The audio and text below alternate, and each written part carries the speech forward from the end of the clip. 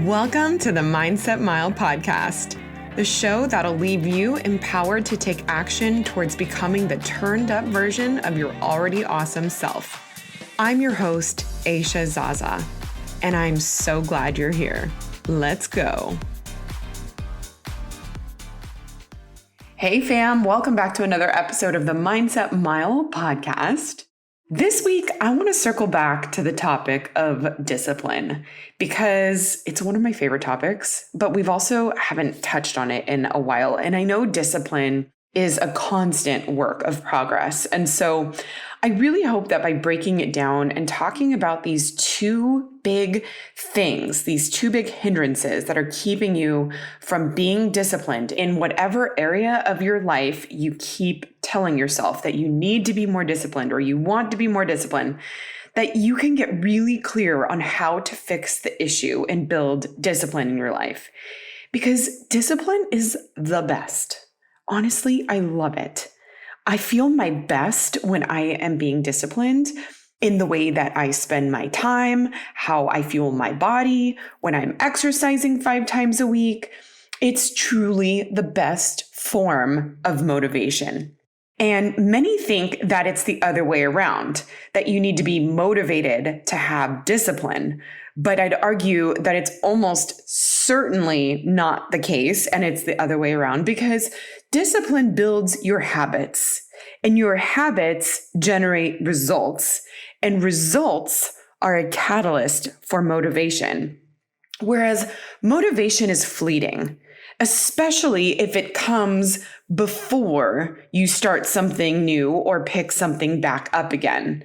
Okay, so it's great to have, and certainly it can help get the ball rolling, but most of the time, motivation waits to see what happens to determine whether it's going to stay or if it's going to leave.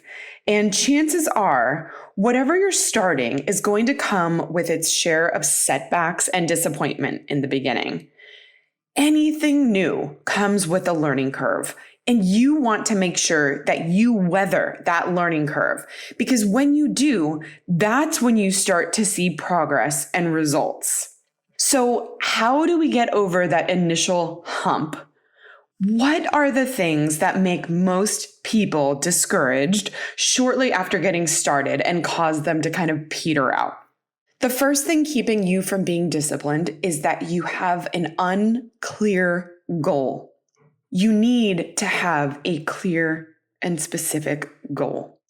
The more specific you can get about what you want to achieve, the more clearly you can assign and execute the tasks that it will take to move the needle forward.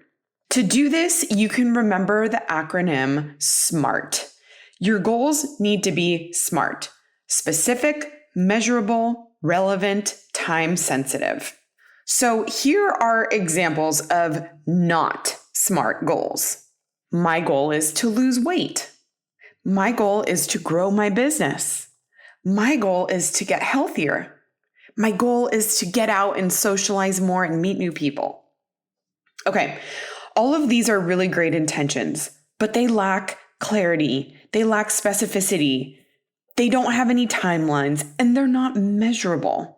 So if you want to learn a little bit more about SMART goals, scroll back to episode 51. It's an incredibly helpful episode that's going to dive a little deeper into why it's so important that all of your goals are SMART goals, okay? Vague goals are going to give you vague results. So I'm going to say that again because this is a nugget that I want you to remember. Vague goals are going to get you vague results. So let's say you want to lose weight. So your idea on how to do that is maybe you cut out alcohol for a month, or you stop eating cheese or processed carbs, or you reduce your calorie intake for a couple weeks or a month, whatever. You will probably see a couple pounds drop on the scale. And that's likely water that your body was retaining. But without a long-term plan and without a very specific goal, you don't know what boundaries to stay within.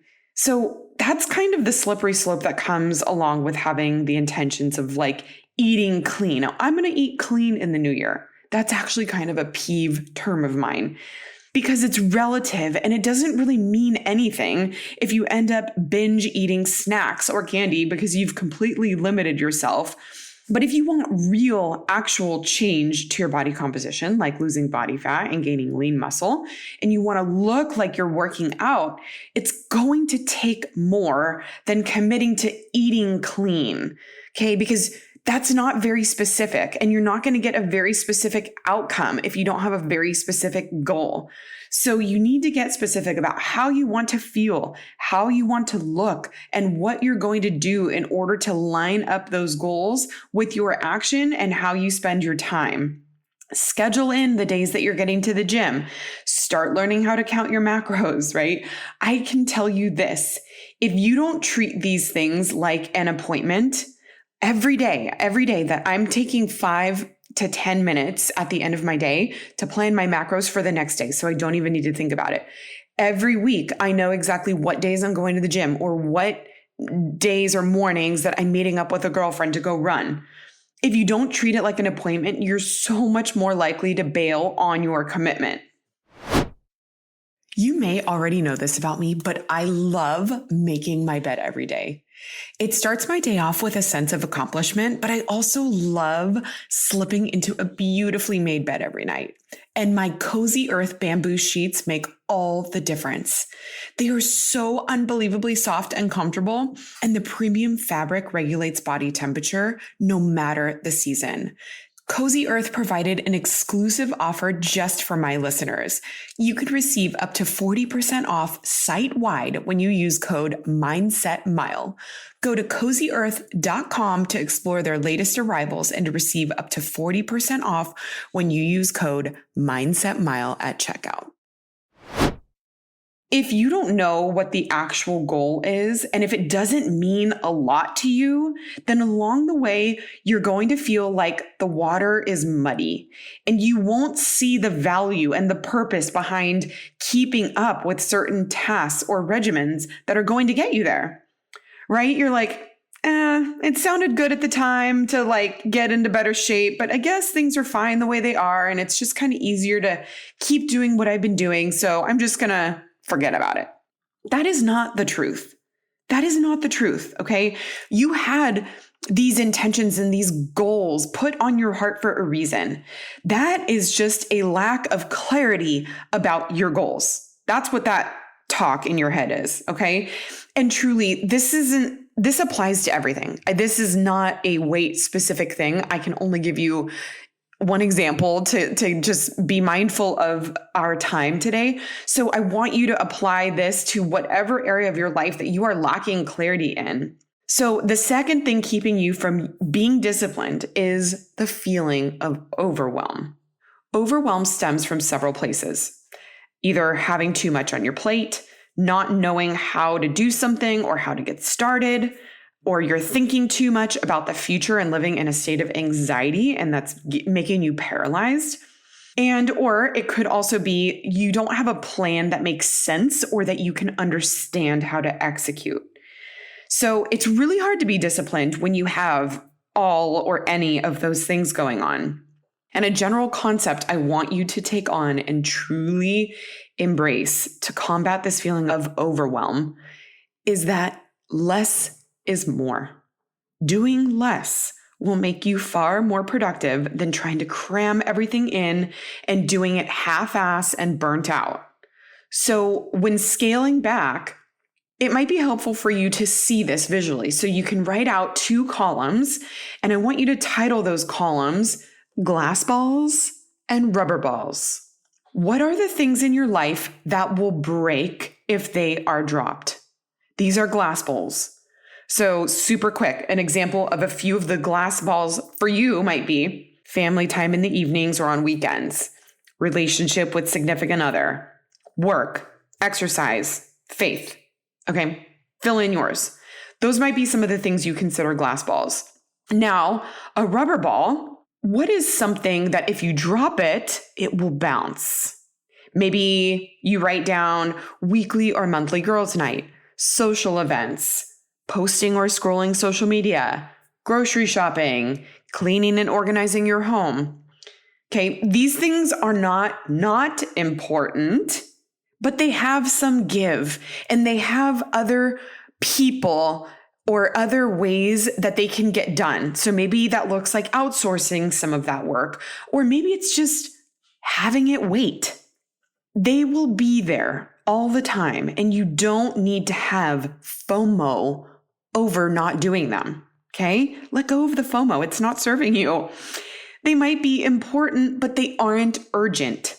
Knowing the difference between what is important and what is urgent is a huge piece in reducing overwhelm. Stop feeling like you need to give your attention and energy to things that are important, but not urgent. When you confuse everything to be urgent, then everything feels like a priority, and you don't have the time or the capacity for everything to be a top priority. Scale back. What can you take off your plate right now that is taking up mental energy? When you reduce the noise, it's so much easier to be disciplined because you're not trying to be a magician and make things fit where they don't. Okay? Discipline is an incredibly helpful trait to learn, acquire, and master because it will give you freedom and clarity you cannot find when you're running through the rat race. Okay, you don't need to search that hard. It's just about scaling back and becoming super clear. In my opinion, discipline is the answer to who you want to be, how you want to feel, and how you want to show up in this world. So it is absolutely worth doing the work to eliminate the things that keep you from being disciplined. I really, really hope that these two things can help you clear out some of the noise and focus in on the discipline that you are looking to create in your life. You are so worth it. I cannot wait to see you next week, my friend. Make sure to tag me on social media at Aisha Zaza, and please share this episode with a friend who also needs this message. I know it's going to lift someone else up that you know. I will see you next week. Until then, make it a great day.